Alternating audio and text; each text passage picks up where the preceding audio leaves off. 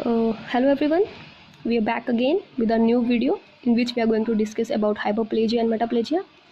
Friends, last time we discussed about hypertrophy. Trophy means just increase in the size, increase in the size. Trophy में याद रखना size. Trophy मिल गई है, size बढ़ गया बस. Hyperplasia में increase in number of cells. Hyperplasia जो होता है, it is seen in dividing cells. ठीक है, ऐसे सेल्स जो डिवाइड हो सकते हैं मतलब उनमें ग्रोथ फैक्टर्स हैं. तो यही इस हाइपरप्लेजिया का मैकेनिज्म है. The mechanism is growth factor driven cell proliferation. इसमें ये डिवाइडिंग सेल्स में देखा जाता है हाइपरप्लेजिया. इसमें इंक्रीज़ होता है नंबर में. वो जो नंबर में इंक्रीज़ होता है वो सेल प्रोलिफरेशन की वजह से होता है. और जो सेल प्रोलिफरेट्स होंगे because of the growth factors which are present there, like trans epidermal growth factors, vascular endothelial right growth factors. Okay, hyperplasia जो होगा means increase in the number of cells, ये दो टाइप का होगा, physiological and the pathological. Physiological you know hormonal and the other is compensatory. Hormonal जैसे last time hypertrophy में था because of breast increase during pregnancy, like breast during puberty. It's breast में जो increase होता है during pregnancy and puberty, it's a type which is seen in both hypertrophy and hyperplasia. Okay, तो like compensatory में liver after partial हिपेटेक्टमी.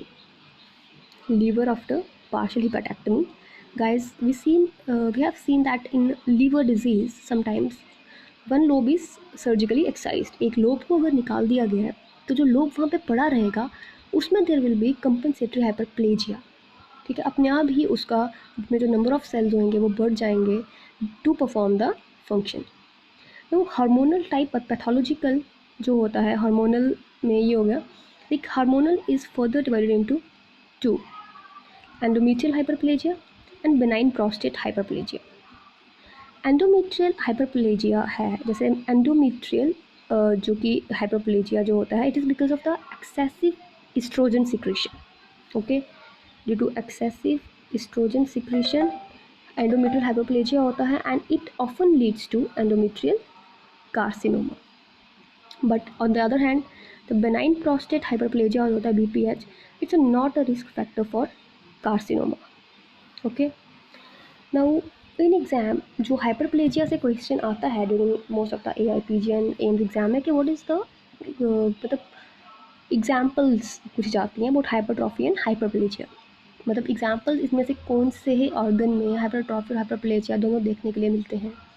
तो we will say the best option is breast during puberty. It is the best option in which both hypertrophy and hyperplasia, which is increase in the size and number, is seen.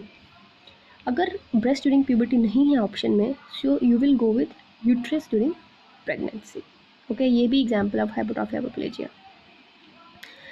Okay, this all about is hyperplasia. बस इसमें example याद रखनी है और mechanism पता है कि dividing cells में हो सकते हैं, डिवाइड हो सकते हैं. तो मतलब जो सेल प्रोलिफरेट होता है, सेल प्रोलिफरेशन सबको पता है कि ग्रोथ फैक्टर्स की वजह से होता है, ऑल दैट. बाकी compensatory, hormonal and all. But the most important question which is exam favourite question is metaplasia. ठीक है, अब मेटाप्लेजिया होता क्या है? Metaplasia means reversible change in which one differentiating cell type is converted to another. इस metaplasia इसमें एक तरह का सेल जो होता है दूसरे तरह का सेल बन जाता है. ओके, और इसका मैकेनिज्म क्या है? इसमें रीप्रोग्रामिंग होती है स्टेम सेल्स की, in which there occurs reprogramming of stem cells. ठीक है, मोस्ट कॉमन इसकी एग्जाम्पल है, सबको पता है कि जो हमारा रेस्पिरेटरी एपिथेलियम होता है, रेस्पिरेटरी एपिथेलियम वो हमारा कवर्ड होता है by the pseudo stratified ciliated columnar epithelium. And इसका भी एक मतलब है कि ये pseudo stratified ciliated columnar epithelium से क्यों कवर्ड होता है? क्योंकि म्यूकोजा के पैसेज में हेल्प करता है. That's why it is line by ciliated columnar epithelium. So ये एक स्मोकर्स में ये एक मेटाप्लेजिया कर देता है. लाइक जो स्मोकर्स होते हैं उनमें स्यूडो स्ट्रैटिफाइड सिलिएटेड कॉलम्नर एपिथेलिया, जो मैंने शॉर्ट में रखा है PSCCE, ये स्ट्रैटिफाइड स्क्वेमस एपिथेलियम में बन जाता है. ओके, स्मोकर्स में pseudo stratified ciliated columnar epithelium is converted into the stratified squamous epithelium, और इसको हम बोलते हैं squamous metaplasia. And it's also protective response. तो द क्वेश्चन इज कि ऐसे हम बोलते हैं कि व्हाट इज स्क्वेमस मेटाप्लेजिया क्या होता है, कॉल्यूमनर मेटाप्लेजिया क्या होता है. फ्रेंड्स, इसका आंसर ये है कि फाइनली जो भी हमारा मेटाप्लेजिया बनता है चेंज होने के बाद, लाइक जैसे हमारा pseudo stratified ciliated columnar epithelium बन गया स्क्वेमस एपिथेलियम में, तो it's a type of squamous metaplasia. Okay, like Barrett's oesophagus एक डिजीज़ होती है, यू ऑल नो कि हमारा जो ईसोफेगस होता है it is line by the stratified squamous epithelium. So लेकिन ड्यू टू सम ऐसे लोग जिनमें ईटिंग डिसऑर्डर्स है, लाइक अगर किसी को गैस्ट्रोइसोफेजियल रिफ्लक्स डिजीज़ है, उसमें ये स्ट्रैटिफाइड स्क्वेमस एपिथेलियम जो होता है it is converted to columnar epithelium. So it's a type of columnar metaplasia. ठीक है. नाउ बैरेट्स ईसोफेगस जो होता है, इसलिए इसको कॉल्यूमनर लाइन्ड ईसोफेगस भी बोलते हैं, also called as columnar line oesophagus. तो एक और question, one very important question which is asked during metaplasia is कि which vitamin deficiency leads to metaplasia. कौन से वाइटामिन की डेफिशिएंसी से मेटाप्लेजिया होता है. The answer is vitamin A deficiency. Okay, vitamin A deficiency leads to metaplasia, जो मतलब smokers में maximum squamous metaplasia. One more thing about metaplasia is, and the last thing is connective tissue metaplasia. ठीक है, एक तो epithelial metaplasia हो गया जिसमें एक तरह का एपिथेलियम दूसरे तरह का एपिथेलियम में बन गया, लाइक कॉल्यूमनर स्क्वेमस में बन गया. ठीक है, या कोई भी दूसरा connective tissue metaplasia, for example myositis ossificans.